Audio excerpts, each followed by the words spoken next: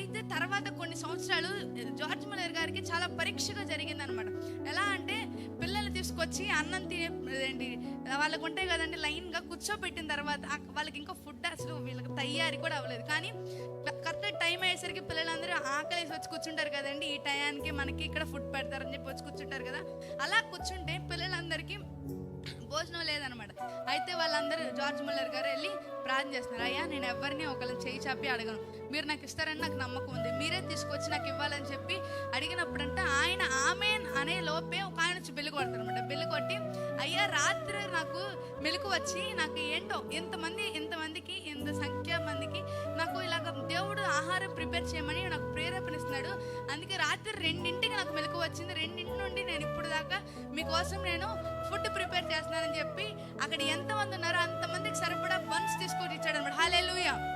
అంతమందికి సరిపడా బన్స్ తీసుకొని వచ్చి పెట్టాడు అనమాట. ఆ రోజు పిల్లలు ఎవ్వరు పస్తులు లేకుండా చక్కగా హ్యాపీగా తిన్నారు అనమాట. ఇదొక విషయం. అయితే రెండోది ఏంటంటే ఒకసారి పిల్లలందరూ అలా కూర్చుంటారు అనమాట.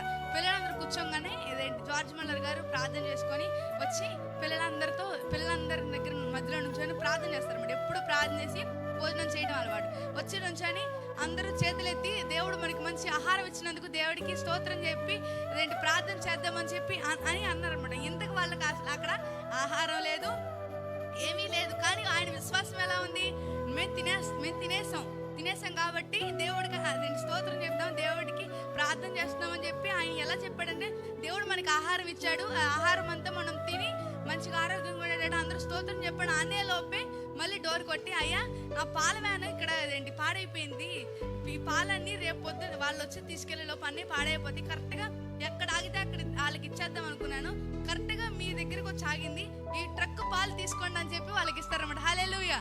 ఆ రోజు కూడా వాళ్ళందరూ ఏ